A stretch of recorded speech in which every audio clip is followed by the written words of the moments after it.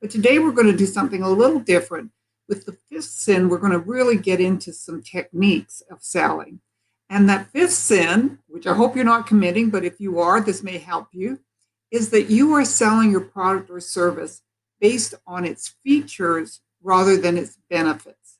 Now, to give you an example of what I'm talking about here, let's say you are selling, this is really silly, but let's say you're selling a nail, and that nail is 2 inches long, and it's made of steel, and it's got a big flat head on it, and that's the features of your nail.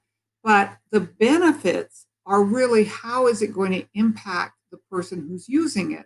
And so to understand how that is going to benefit that person, you need to know what their challenge is. What is it they're looking for? So if somebody's looking for a nail that needs to be outside, the fact that it's steel, that will be a great benefit for them. And if that feature would be a great benefit for them. If they are looking to pound it into wood and they aren't that great at pounding nails in, the fact it has a big flat head on it is a feature that can benefit them. So your job in selling is to actually ask questions of the person who is your prospect to find out what their challenge is, what their problem is, to see how the features of your product or service will help that person get what they're looking for, get their problem solved. That's what they're looking for.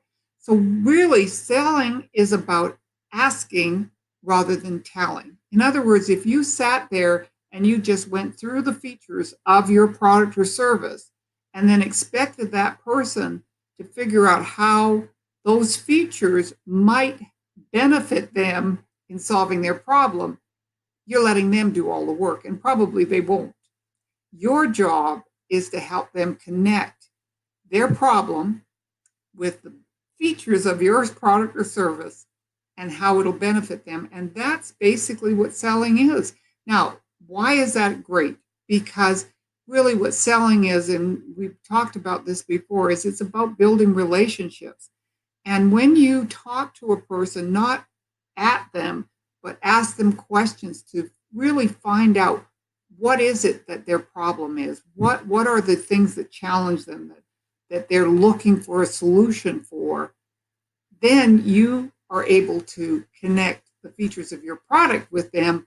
That's what a real selling situation is. And it's a much easier way to sell than any other way, because you're not just guessing at that person's needs. You know that person by the time they come along to buy your product or your service, and it's because you've created a relationship. So it's really relationship creation, which then allows you to really go into a selling proposition with that person that makes both of you feel good.